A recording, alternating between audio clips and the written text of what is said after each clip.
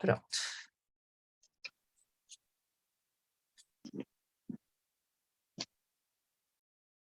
Boa noite, povo de Deus. Vamos lá começar? Licinha, você pode orar pela nossa aula?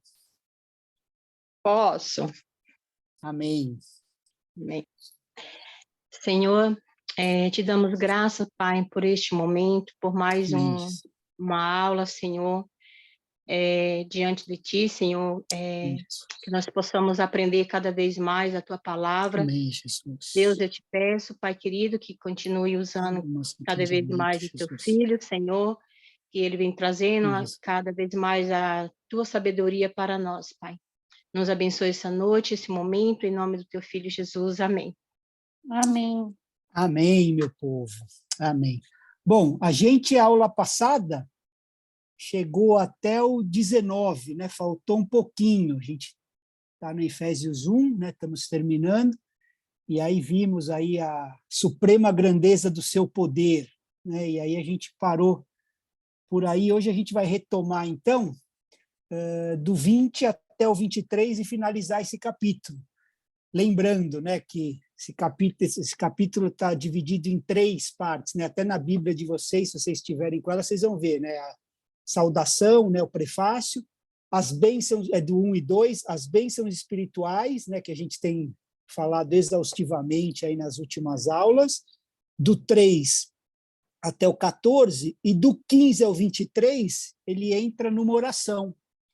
Então, eu queria que alguém lesse do 20 ao 23, só para a gente começar a trabalhar em cima desses últimos 3 versículos. Alguém pode ler? Efésios 1, do 20 ao 23?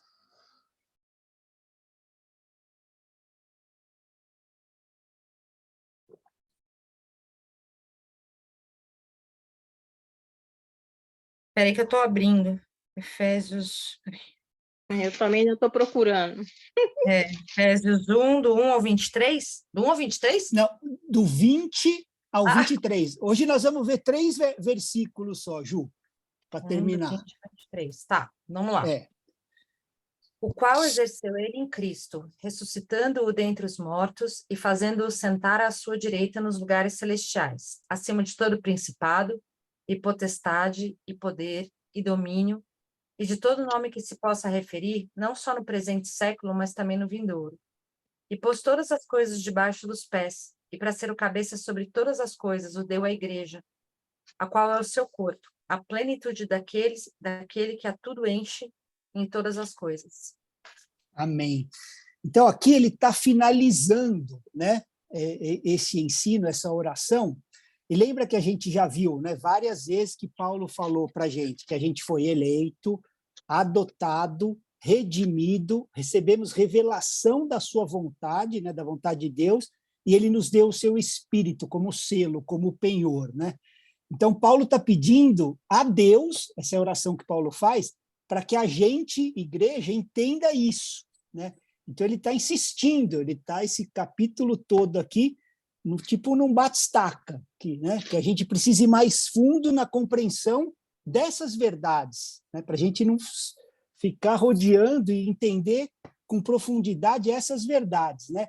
Eu peguei uma frase de John Stott, que diz assim, ó: não pedimos a Deus para dar o Espírito Santo àqueles que já o receberam e foram selados, mas oramos por seu ministério de iluminação, né?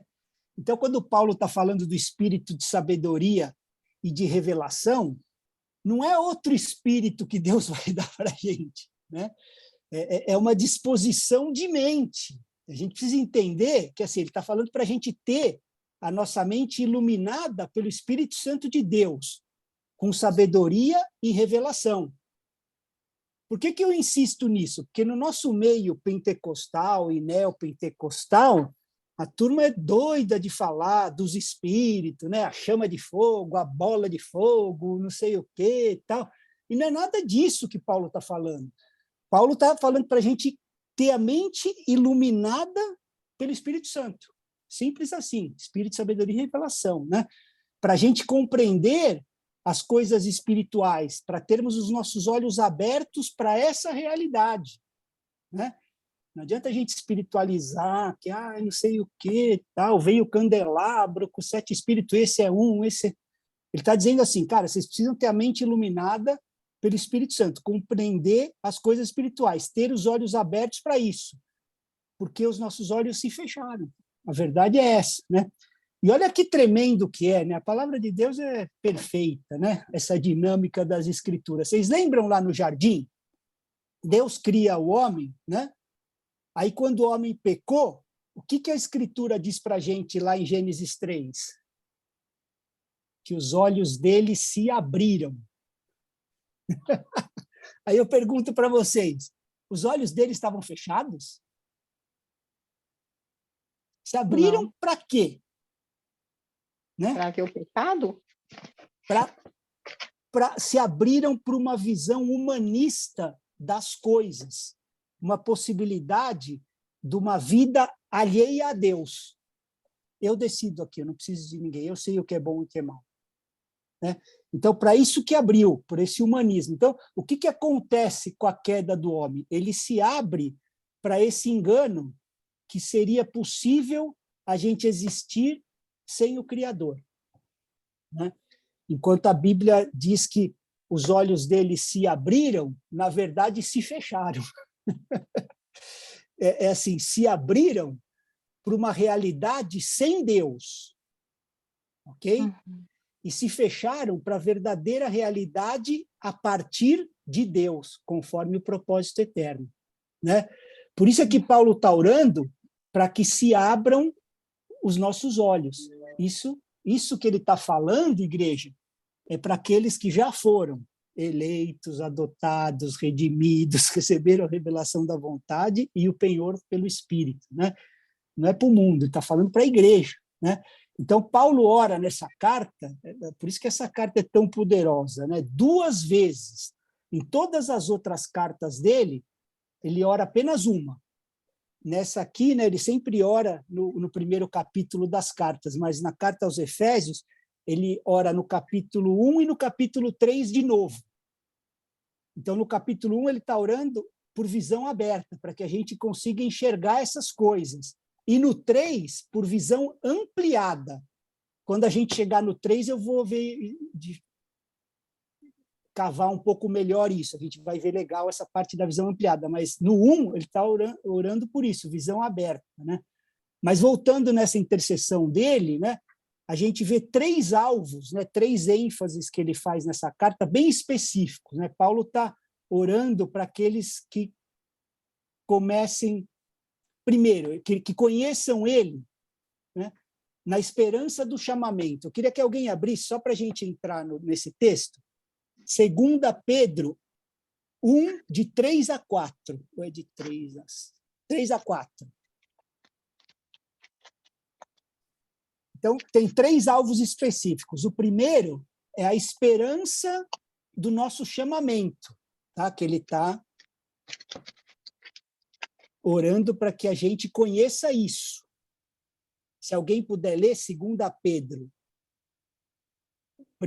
o capítulo 1, versos 3 e 4. Eu posso, se quiser. Então, vai lá, amor.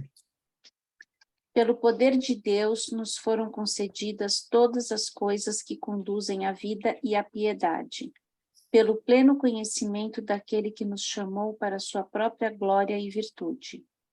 Por meio delas, ele nos concedeu as suas preciosas e muito grandes promessas, para que por elas vocês se tornem coparticipantes da natureza divina, tendo escapado da corrupção das paixões que há no mundo. Amém.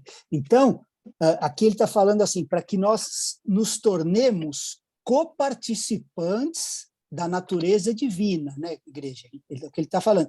Então, não é a respeito do nosso desempenho, mas é a respeito daquilo que estamos se tornando.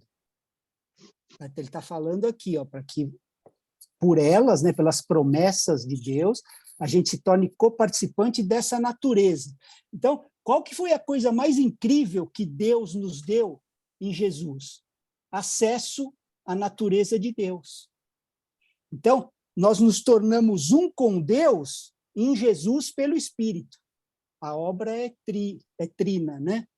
A gente se torna um com Deus em Jesus pelo Espírito. Então, a gente só acessa essa natureza dessa maneira. Então, a primeira ênfase dele é a esperança desse chamamento, da gente se tornar coparticipante da natureza divina, né? O segundo aspecto, o segundo alvo que ele está falando, as riquezas da sua glória, né? A gente leu na aula passada, Efésios 1:14. Se alguém puder ler de novo, Efésios 1, verso 14.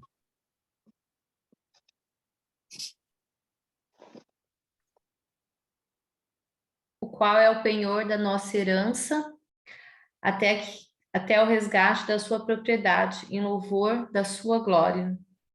Amém. Então, o que é para a gente compreender as riquezas da glória de Deus, né? Então, as riquezas da glória de Deus é tudo aquilo que Paulo já disse, que a gente vem falando nessas últimas aulas, né? São tão ricas que falta vocabulário humano para Paulo, ou para nós, né? Linguagem humana. Por isso é que Paulo repete tantas vezes, é tipo assim, é muito, é demais, é sobrando, é abundante. Ele fica, né, no verso 8, ele fala abundantemente sobre nós, né? Ele vê que é muita coisa, que é muito, e ele anseia para que a gente conheça tudo isso. É um anseio, essa oração, né? Ele está ansiando, Pai, eles precisam conhecer isso tudo, né? Então ele tem dificuldade para achar palavras para nos dizer a grandeza dessas riquezas, né? Vocês lembram lá que Paulo, lá em 2 Coríntios, foi arrebatado ao paraíso e aí fala que ele ouviu palavras inefáveis, né? Indizíveis, né? Que ele fala que é tão glorioso que ele não sabia como dizer as coisas de Deus, né? E é interessante que eu tenho um testemunho, né, do meu avô, que 2 dias antes dele falecer, né, eu fui perceber isso, caiu essa ficha em mim só depois que eu comecei a caminhar com Jesus, né, como ele era santo, né, mas na época que eu convivia com ele, infelizmente eu não discernia essas coisas, né, mas depois eu fui discernindo. E ele chamou os 3 filhos, né, minha mãe, meu tio e minha tia, e falou para eles assim, olha, eu não quero que vocês fiquem tristes por nada, mas Deus já me mostrou para onde eu estou indo. E eu não sei como falar para vocês o que eu vi, porque eu não tenho palavras. E ele falou essas coisas para minha mãe, e minha mãe fala, pai, de falar essas coisas, não sei o quê. 2 dias depois ele faleceu, né? Então, assim, são coisas indizíveis, né? E é o que Paulo está falando, ele tá com dificuldade de achar palavras para que possam trazer a plenitude das grandezas, das riquezas de Deus, né? E o que a gente poderia dizer com essas riquezas da glória de Deus, né? Para nós, igreja, é a plenitude do Espírito em nós, né? Porque ele acabou de dizer, a Fabi leu, que o Espírito é o penhor, ou melhor, é a garantia, né, de que nós vamos ser plenamente de Deus. Nós somos comprados e tem um penhor, uma garantia, uma penhora, que nos garante que nós seremos plenamente dele. Então, essas riquezas da glória de Deus é a plenitude desse Espírito em nós. E a gente precisa ter em mente que é muito mais do que a gente consegue imaginar com a nossa humanidade, com a nossa mente humana, né? Excede o que a gente pode compreender no natural. Né? Nós temos limitação, né? O Espírito é sem limitação, né? Então, esse é o segundo alvo, né? As riquezas da sua glória, que seriam os santos, a igreja, né? Os santos de Deus, como a sua herança. E o terceiro alvo que Paulo enfatiza é a suprema grandeza do seu poder, que é o poder da ressurreição. Então, assim, Paulo quer falar sobre esse poder da ressurreição, mas o poder da ressurreição é algo tão sublime que ele não consegue usar apenas uma palavra, né? A Ju leu para a gente no verso 19, né? Ó, Efésios 1:19, qual a suprema grandeza do seu poder para com os que cremos, segundo a eficácia da força do seu poder, o qual exerceu ele em Cristo, ressuscitando dentre os mortos e fazendo-o sentar à direita nos lugares celestiais, né? Esse exerceu também é energeu, a palavra, né? Então, assim, nesses versos, Paulo usa 4 palavras gregas para descrever tal poder: dunamis, energeia, ischus e kratos. 4 palavras ele usa para tentar descrever esse poder. Ele não está satisfeito apenas com uma palavra, né? A suprema grandeza do seu poder. Ele ainda acha que não está bom, que não dá para ser só isso, né? É mais coisa, né? Mesmo ele não conseguindo expressar todo esse poder, a perspectiva de Paulo não é exaltar esse poder em essência, não é isso, né?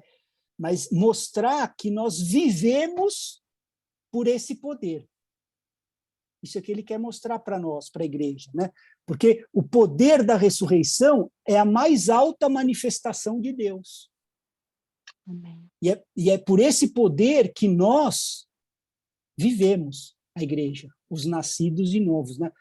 Sabendo disso, igreja, o que poderia nos intimidar? Eu estou falando agora como igreja do Senhor, independente da situação, né? Sabendo que é esse poder, a manifestação desse mesmo poder em nós, a igreja, o que poderia intimidar a igreja?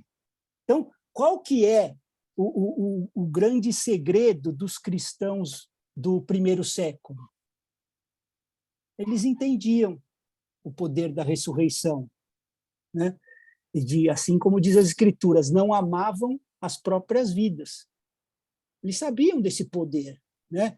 Essa mesma suprema grandeza do seu poder, né, que a gente leu, que levantou Jesus dos mortos, opera eficazmente hoje em nós, os que creem, né? Então, isso, igreja, deveria remodelar a nossa vida, a nossa existência, o entendimento disso, né? A gente precisa entender que esse poder, né, soberano, forte, né, como ele usa dunamis, né, que é assim, algo que começa pequeno e que produz algo grande, né? Por isso que fala de explosão, poder de dinamite, que o pessoal fala, assim, mas o sentido é esse, é algo que pode começar pequeno, mas que vai produzir algo muito grande. Então, Paulo está tentando dizer isso. Ele não está exaltando o poder em si, mas ele está dizendo que é por esse poder que nós vivemos as nossas vidas normais. A gente precisa ter isso em mente, né? Eu não estou dizendo também, né, igreja, que esse poder não atua nos sinais e prodígios, ok? Esse poder também atua, mas também atua, não é só nisso, né? Não há nenhuma situação que esse poder não possa alterar em nossa vida. Nenhuma situação que esse poder não possa mudar, né? Nada. Esse poder ressuscitou Jesus dos mortos, né? Então, a vida que Jesus vive, ele vive a partir desse poder da ressurreição. E Paulo diz que nós somos ressuscitados com Cristo. Então, nós vivemos através do mesmo poder que levantou Jesus dentre os mortos, né? Agora, olha que lindo aqui. Vamos para Hebreus. Nós vimos, então, que Paulo está orando por 3 alvos, né? Conforme eu falei. Que a gente conheça a esperança do nosso chamamento como igreja, as riquezas da glória de Deus, né? Que são os santos como a herança de Deus aqui na terra, e a suprema grandeza do seu poder, o pleno conhecimento de que Deus é, né? Mas quando ele está exaltando esse poder, ele não tem em mente ficar exaltando o poder por si só, né? É que a gente compreenda que a partir desse poder é que a gente tem que viver, né? Por que é tão importante o poder da ressurreição? Eu queria que alguém lesse para mim, para nós, né? Hebreus 2:14. Hebreus capítulo 2, verso 14. Vou ler. Amém. 2:14. Deixa eu ver aqui. Hebreus 2:14. Tá. Visto, pois, que os filhos têm participação comum de carne e sangue, também Jesus igualmente participou dessas coisas, para que por sua morte destruísse aquele que tem o poder da morte, a saber, o diabo. Isso Então, mesmo? é isso mesmo. A morte ainda não foi plenamente derrotada, né? Mas o seu poder foi esvaziado, né? Porque ela só vai ser derrotada plenamente quando Cristo vier, né? Então, outra coisa, né, igreja, que a gente, por que a gente precisa temer o diabo? Vou falar uma coisa para vocês, igreja. O diabo deve amar os evangélicos, porque eles enriquecem, é verdade, o diabo, eles dão poder para o diabo, né? Então, para muito crente, o diabo e Deus estão meio que lutando, e Deus está meio que perdendo. Então, eles precisam lá ajudar. Então, eu vou lá fazer o ministério lá da batalha, eu vou jogar óleo naquela cidade, porque está entrando no portal, tal. Satanás não vai passar, está meio que perdendo Deus, o diabo. Então, eu vou ajudar, né? Então, eles acabam dando qualidades para o diabo que só Deus tem. Onipresença, onipotência, onisciência. Então, o diabo controla tudo para eles. E o diabo, igreja, não é adversário para o homem. Tem Deus e tem o homem. O adversário do homem não é o diabo, é a morte. O texto está dizendo, é por causa do medo da morte que o diabo tem poder. Se não tiver medo da morte, o que vai acontecer? Então, se a morte é destituída de poder, aí sim, as portas do inferno não prevalecerão contra o povo de Deus, né? Então, o que o diabo usa contra nós? A morte, né? Por isso que no 15 a gente lê, e livrasse todos que pelo pavor da morte estavam sujeitos à escravidão por toda a vida. Eu estou em Hebreus 2:15. Estão comigo? Ó, livrasse a todos os que, pelo pavor da morte, estavam sujeitos à escravidão por toda a vida. Então, nós não conseguimos viver uma vida plena porque ainda não compreendemos o poder da ressurreição, né? Paulo precisou de 4 palavras para tentar explicar a eficácia desse poder de Deus na ressurreição, né? Isso é tão poderoso que tiraria todo o poder da morte de nós, que está sobre nós, né? E aí nos motivaria para a gente ter um alvo específico, o cumprimento do propósito pelo qual nós nascemos, né? Por que a gente... Oi, pode falar, Fabi. Volta de novo. Volta. Explica de novo, Volta. por favor. Explico. É assim, o diabo usa o medo da morte para nos escravizar.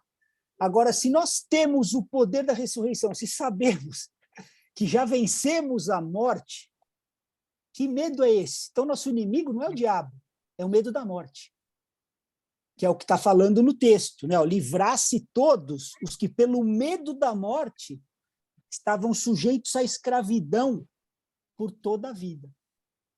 Esse medo da morte é morte física? Morte física. Morte física, né? Morte física que ele está falando. Então, assim, eu estou crendo, né, que a gente, assim, espiritualmente, ele não vai conseguir, né? A gente vai. Agora, o medo dessa morte nos torna escravo. Então, a gente não consegue viver essa vida plena, porque a gente não entende que o poder dessa ressurreição, que nós vamos... Ele foi o primeiro da ressurreição. Todos nós vamos ser ressurretos no porvir, né? Então, Paulo precisou usar essas 4 palavras só para tentar explicar a eficácia desse poder de Deus na ressurreição, né? E aí, a gente entendendo isso, Fabi, a gente seria motivado a ter um alvo específico, cumprir o propósito de Deus, independente dos medos, né? Por que a gente tanto se autopreserva? Que a gente fala, a vida é curta, né? Então, a mentalidade da nossa era é assim, eu preciso aproveitar a vida, porque ela é curta. Mas ela não é eterna. Os filhos de Deus não têm a vida eterna em abundância, né? Mas a nossa mentalidade, pô, eu preciso aproveitar, ela é curta. Então, como que eu vou aproveitar a minha vida? Eu vou me autopreservar das aflições. Eu não quero aflição na minha vida, né? Qualquer coisa que me custe, eu vou evitar, né? Se a minha vida é curta e eu tenho que suportar as minhas, eu ainda vou ter que tolerar, não, vou ter que suportar as aflições dos outros, do meu próximo. Estão entendendo? E aí a gente foca tudo aqui de se autopreservar. Então, não, eu não posso isso por causa disso, eu não posso ter aflição aqui. Não, pô, aqueles irmãos não dá, né? Já tem problema demais na minha. E vou, né? A igreja vai andando nisso. Então, alguém que tem compreensão que o poder de Deus manifesto, né, ou manifestado, nem sei como é essa palavra, em Jesus, é o poder da ressurreição que vence a morte, não vai estar mais sujeito a essa escravidão. Por isso que ele está falando assim, ó, livrar-se todos os que, pelo pavor da morte, estavam sujeitos à escravidão por toda a vida. Então, é por esse poder da morte, Fabi, que o diabo escraviza. Eu quero aproveitar a minha vida. Essa vida é muito curta, deixa eu gozar a minha vida, deixa, né? Só que o próprio Paulo falou para a gente lá em 1 Coríntios 15, 19, que se a nossa esperança em Cristo se limita apenas a essa vida, nós somos os mais infelizes desse mundo. Está lá, 1 Coríntios 15, 19, depois vão lá.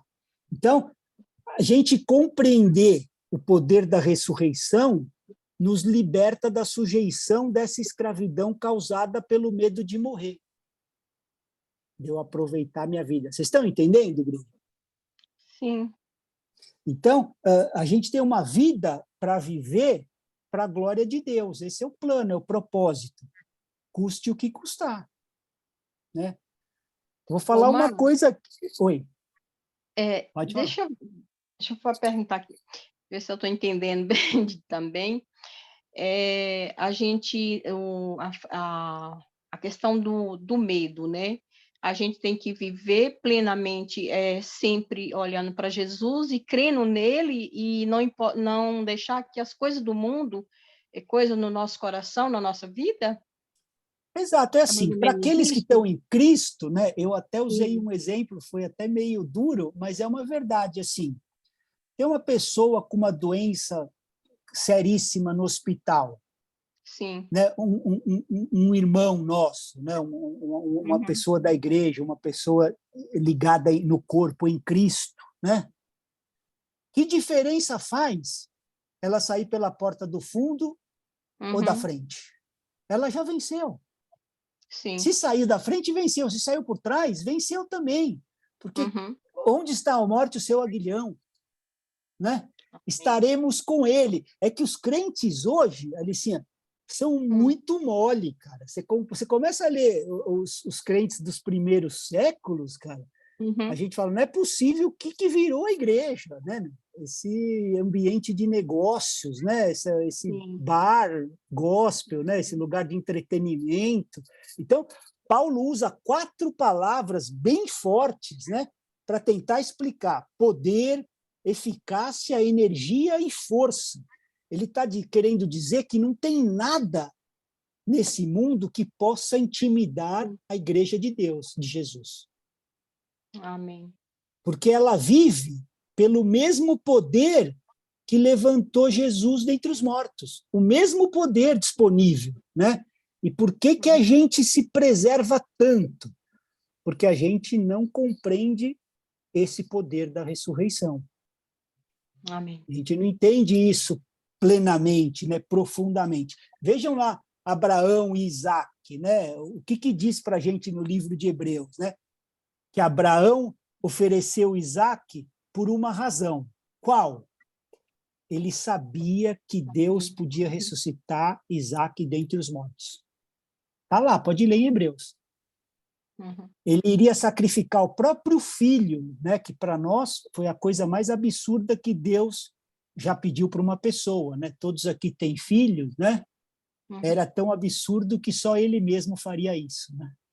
Verdade. Né? Então, em Hebreus, a gente lê que Abraão tinha uma convicção, cara. Eu mato, Deus ressuscita. Para ele era claro isso. Prova é que ele falou, nós vamos lá e vamos voltar.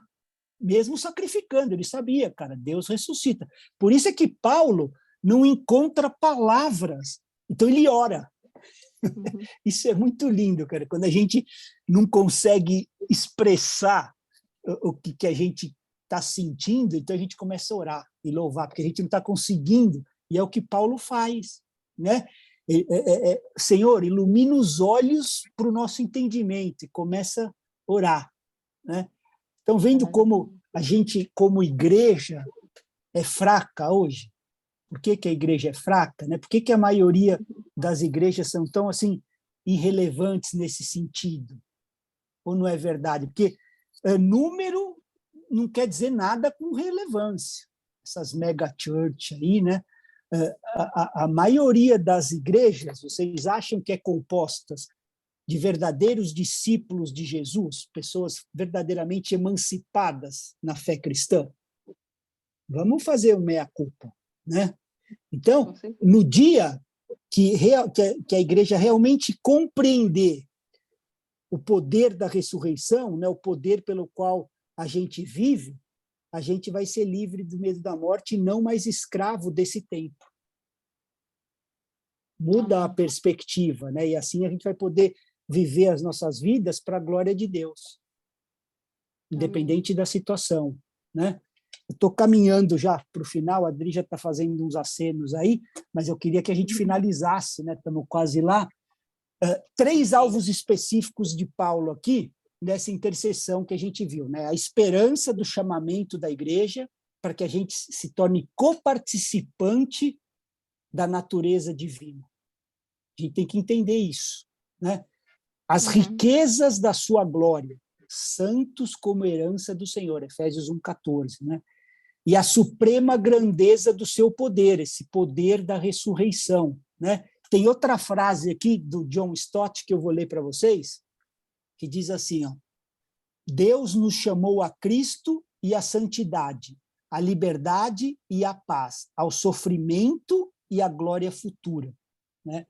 Então, hoje em dia, essas coisas não têm estado muito no nosso meio, né? Mas para que Deus chamou a gente? Né? Chamou a gente para Cristo, né? Cristo, sem ele a gente não consegue ser um com Deus, né? Santidade, separação, né? Com as coisas desse mundo, liberdade, paz, ao sofrimento e à glória futura, né? É que você fala isso aí, a igreja não lota muito, né? Então ninguém está falando. Essa é a verdadeira esperança do nosso chamamento, né?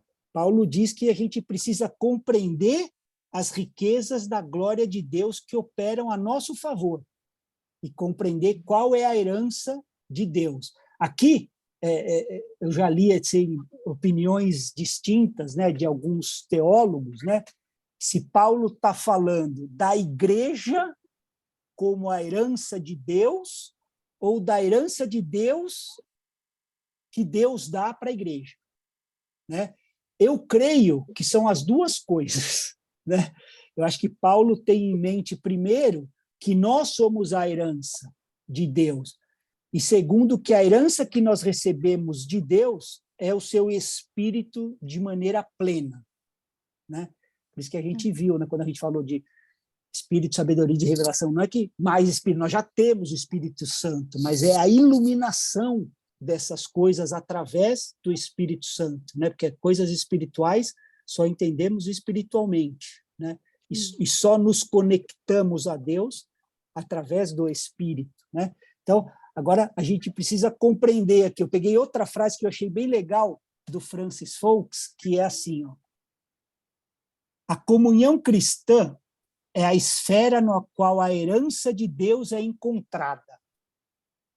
Essa é forte, né?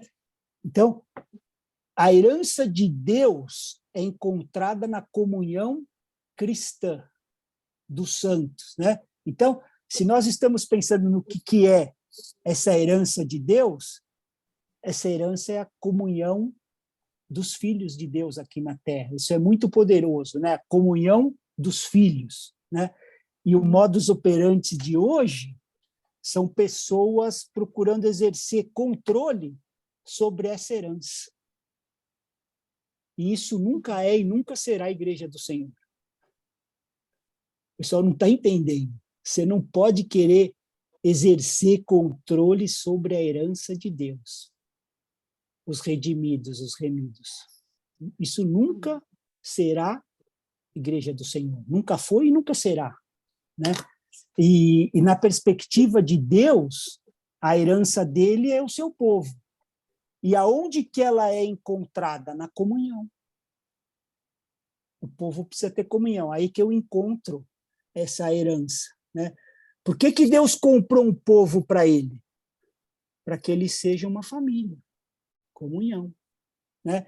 Então, nesse contexto, muitos pastores, né, de hoje não estão deixando as pessoas nem visitar outra igreja,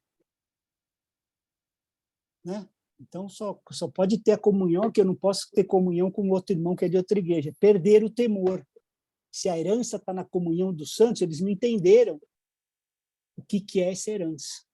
Estão botando a placa acima da herança, né? Glória a Deus que nessa nossa casa a gente tem esse temor e não exerce esse tipo de controle, né? Até por isso que as pessoas vão e vêm, né, livremente aqui. E quando elas vêm, a gente abençoa. E quando elas vão, nós também abençoamos. Por quê? Porque elas são herança de Deus. Ou foi a gente que deu o nosso filho por essa relação? Não. Né? A gente precisa entender isso, né? Valorizar essa herança do Senhor. Então, vocês entendem o pecado gravíssimo, né?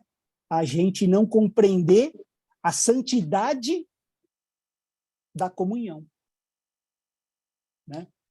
Então, primeiro a gente tem esses falsos pastores aí querendo controlar a herança, né? Escravizar por motivos ou financeiros, ou de orgulho, ou de fama, né? E proíbe uma comunhão entre o corpo de Cristo. Há, na verdade, uma rixa, uma briga, né? Ninguém é dono de ninguém, né? Então, quem não pode visitar um outro irmão, uma outra comunidade da fé, né? Cara, se você está caminhando conosco, é por livre e espontânea vontade, cara, né? Agora, visita uma igreja, não um negócio religioso, né? Ou inferno que tem por aí em placa de igreja, né? Que é pastor extorquindo o povo, pessoa escravizada, esse negócio da falsa honra, né? Que é a bajulação, tudo é o líder, as frases do líder, as fotos do líder na porta da igreja, vídeo do líder, tal, todo mundo trabalhando em função de uma pessoa, né? Isso não é igreja, isso é inferno. Isso é a Babilônia que ele fala para a gente sair. Lá em Apocalipse tem duas Babilônias, a religiosa e a do mundo, né? Eu já falei sobre isso, não vou voltar nisso. Então, se for visitar, procura uma comunidade de fé saudável, né? E já te adianto que não vai ser fácil achar. E é o que eu já rodei algumas aí, não vou dizer muitas, mas já rodei um bocado aí, viu? E agora, achando qual é o problema de você ter comunhão com um irmão de lá, né? Você é herança de Deus, e a herança de Deus está na comunhão, né? Essa é a relação mais ampla, é o que faz o corpo de Cristo. Ou uma igreja local sozinha é corpo de Cristo, né? Então, a herança de Deus é encontrada nessa comunhão dos santos, né? E outra dica, assim, a gente tem que ter muito zelo e cuidado para a gente não causar rachadura na comunhão, porque a herança de Deus ela é encontrada nessa comunhão dos santos. A gente não deve causar conflito nem contenda entre os irmãos. A gente tem que preservar essa herança, né? É sério, irmãos, essas coisas, né? É que não estão falando, mas qual que é a nossa luta? A nossa luta é manter uma comunidade de fé saudável. Amém. É por isso que a gente luta, cara. Emancipar as pessoas, sabe? Para elas terem esse relacionamento saudável com o Senhor e entenderem o que é a igreja. O que a gente vê por aí é só mimimi gospel, cara. Cadê a graça e a paz do povo de Deus, né? Fala alguma coisa, estão conspirando, alguém falou isso, alguém fez isso, alguém pensou isso. Será que a gente é tão importante assim? Tudo que estão falando é de nós? Né? Então, a gente não pode se submeter a esse jugo de escravidão, né? A gente não pode se submeter a esses infernos aí, dessas igrejas aí, lideradas por demônio, que, na verdade, se autodominam igreja, nem são, né? E a gente tem que tomar cuidado para não causar rachadura na comunhão, porque na comunhão é que está a herança de Deus, né?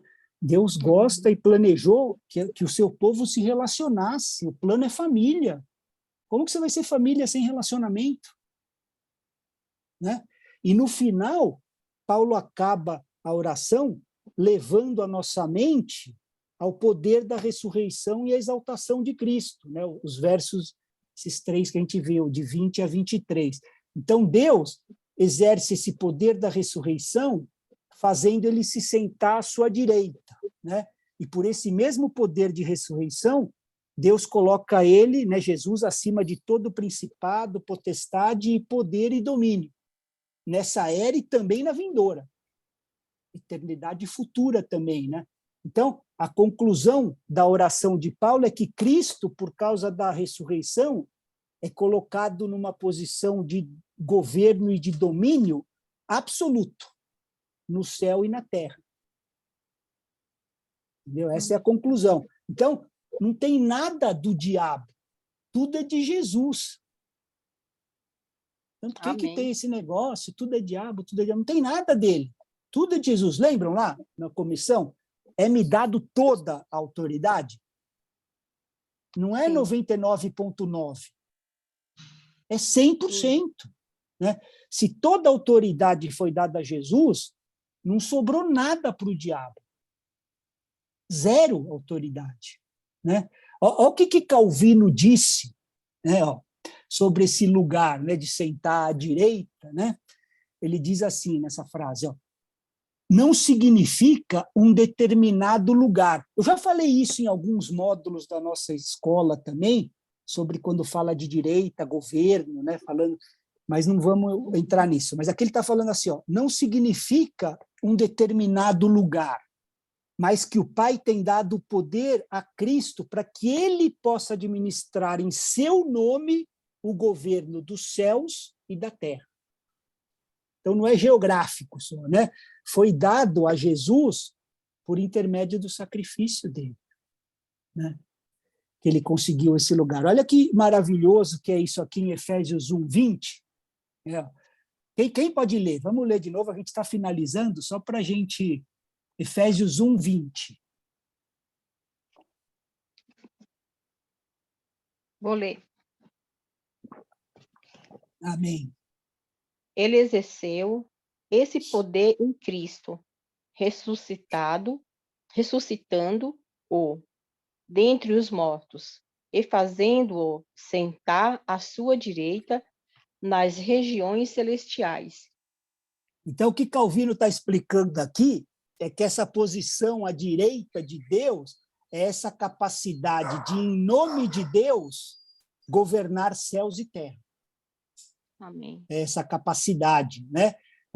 Aí no 21, quem pode ler o 21 e o 22? Eu leio. Amém, 21 e 22. Acima de todo principado e potestade e poder e domínio e de todo nome que se possa referir não só no presente século, mas também no vindouro.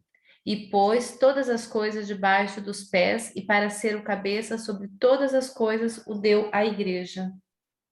Então, ele sujeitou todas as coisas, né, debaixo dos pés de Cristo. Todas as coisas, Fabi, o que a gente acabou de ver? Estavam sujeitas ao quê? O que a gente leu lá em Hebreus? A morte. Então, Paulo diz que agora as coisas não são mais sujeitas à morte, que agora todas as coisas estão sujeitas a Cristo. E para ser o cabeça sobre todas as coisas, o deu à igreja. Então, Deus deu como cabeça para a igreja aquele a quem todas as coisas estão sujeitas. E aí, no 23, Fabi, termina para a gente. A qual é o seu corpo, a plenitude daquele que a tudo enche em todas as coisas. Então, a ideia aqui é essas coisas não estão mais sujeitas ao medo da morte. Por quê? Porque Cristo venceu a morte. O entendimento disso é que faz com que os cristãos possam viver uma vida de ousadia, uma vida destemida, como a gente lê, tanto na Bíblia como nos primeiros cristãos.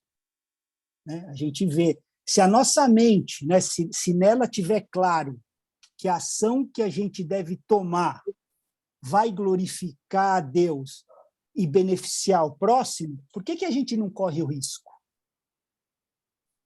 Porque não tem o poder da ressurreição a nosso favor, dando certo ou errado? Era essa a mente dos primeiros cristãos. Para eles não tinha como sair bem ou sair mal, já deu certo. Porque está glorificando a Deus e beneficiando o próximo. Esse era o poder da igreja, né, primitiva. Então, Deus dá a Cristo, né, dá Cristo como cabeça para essa igreja, e qual que é a tarefa primordial dessa igreja? A gente ser esse complemento de Cristo. Né? Por isso que a igreja é chamada do corpo de Cristo. Né? É o meio pela qual ele atua eficazmente nessa era. Hoje, o corpo dele somos nós, a igreja. Então, como que ele vai atuar? Está vendo como a gente deixa Cristo numa situação aí, irmãos? Né? Olha a nossa responsabilidade. Né? Então, Paulo está orando para que a gente conheça essas verdades e depois ele passa a falar do poder de Deus, que é o poder da ressurreição, e diz que esse poder opera a nosso favor.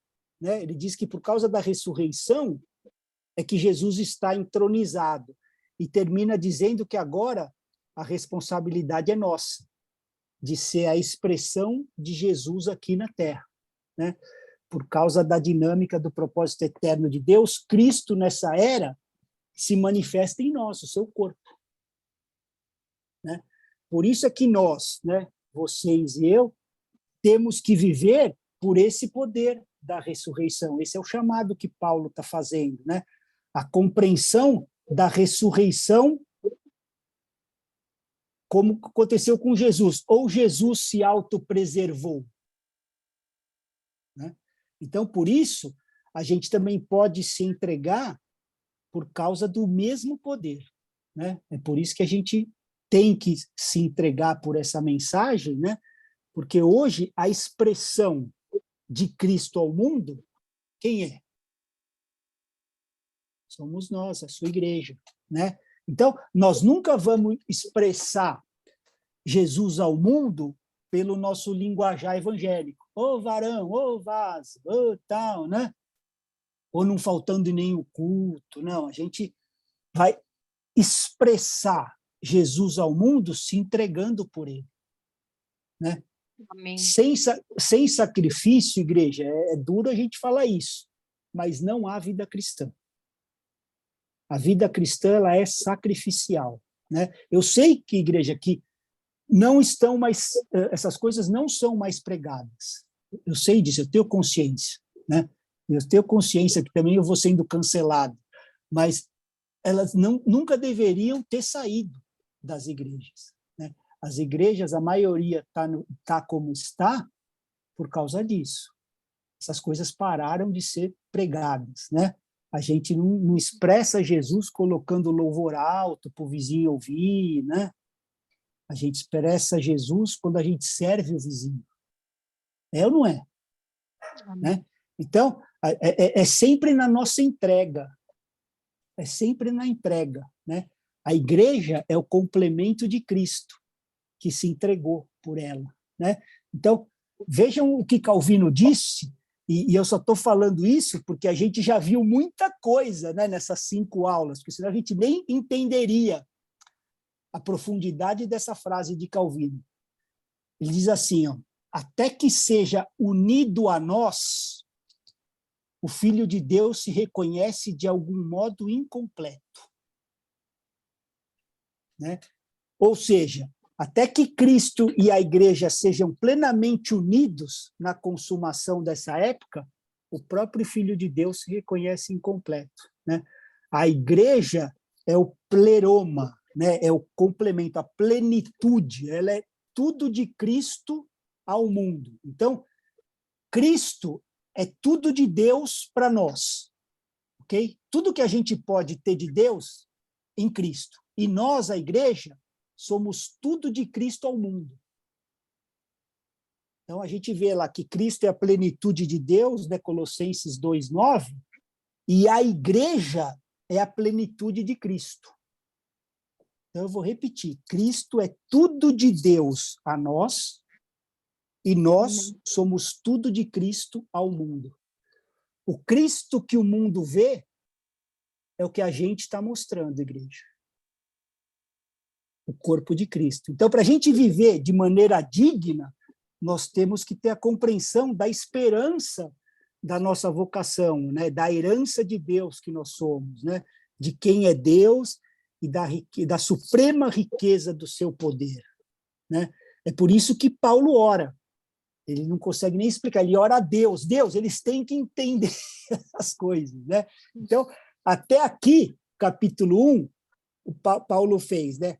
Apresentação e saudação, verso 1 e 2, hino de louvor, do 3 ao 14, e oração e intercessão. A partir do capítulo 2, é que ele começa a pregar. E aí ele vai falar da nossa redenção, a redenção do homem. Né? Mas isso aí a gente já vai conseguir ver o ano que vem. A gente vai entrar no capítulo 2, a gente terminou o 1.